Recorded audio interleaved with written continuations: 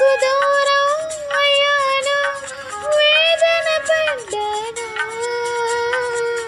స్వప్నాలన్నీ క్షణికాలేగా, సత్యాలన్నీ నరకాలేగా. స్వప్నం సత్యమైతే వింత, సత్యం స్వప్నమయ్యేదుందా? ప్రేమకింత బలముందా? ఎదుట నీవే, ఎదలోనా నీవే, ఎటు చూస్తే అటు నీ